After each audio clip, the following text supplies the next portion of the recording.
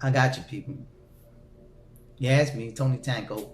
But anyway, what I'm here to talk about is the world is full of corruption. And most people don't want to say it because they're afraid of backlashes. But this is a stream that you can't hurt anybody behind the camera. So I don't know why the cloud has a problem with me presenting you with this information, when the information is already known, right? I'm just saying it in my terms and the way I see it and my opinion. So I think everybody has the right of opinion and discussion and have dialogue and conversation and exchange. Just because you don't like what I'm saying doesn't mean that it's wrong or right. Because you could be wrong, I could be right, or I could be right and you could be wrong. So the thing is that I said before that the problem of the country all around the world is our government officials. The people that really run the government, that have agencies to run the cities and the municipal counties that they patrol or what they're in charge of, right? But if you have agencies that think just because they're wearing a uniform and a badge of authority that you can break the law and get away with it, and most of them do. 90% of people in power get away with breaking the law and nothing gets discovered unless somebody higher up decide that that's wrong and it's not well perceived in the Constitution and the people's eye that should be corrected. That's when things get bad for the persons and the agencies and government, right? That they file a federal investigation, right?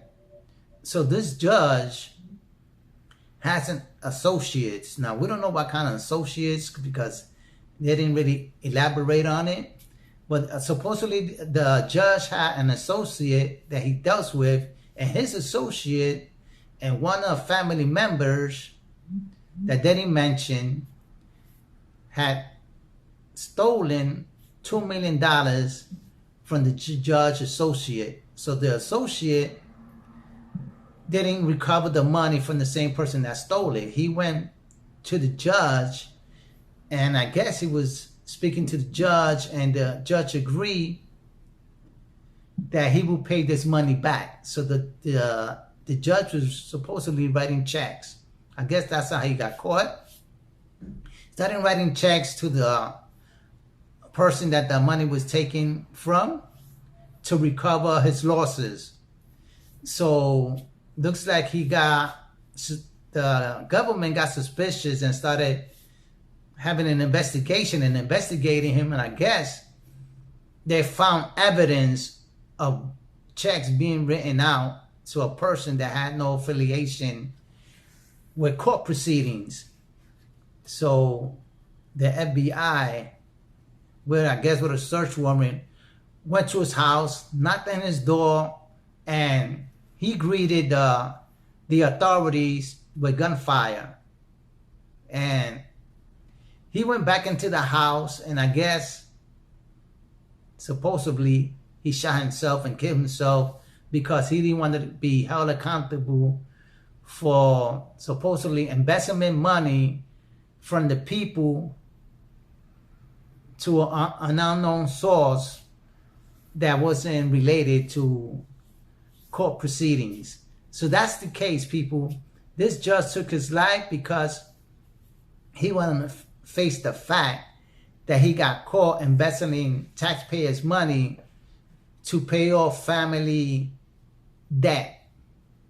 So that's what I'm saying, people. You cannot trust anybody in office, whether you like it or not.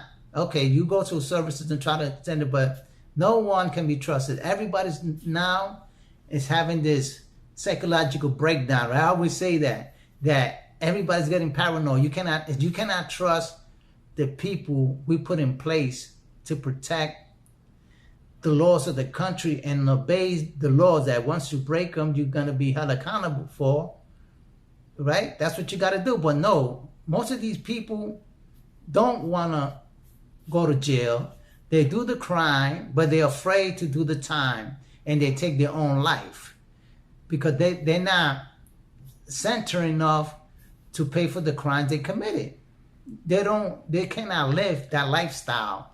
They want to live free, commit crime, and still enjoy the freedom of life, right, and tranquility. But you're not gonna get that if you're doing crime. Sooner or later, it's gonna catch up to you, and that's what happened to all these officials in government that do crimes. They don't want to do the time, right? They want to still plead innocent, even though the evidence go against them, to show that they were involved, but they don't want to accept it because none of them wants to do the time. They want to make plea deals and get away from the crime they has committed. So this particular judge individual took his own life because he wasn't manly enough, or in his right mind that he did wrong, and he probably could have got a few years, who knows, but he took his own life on his own admission. And with that, people, I let you go. That crime doesn't pay. Think about that.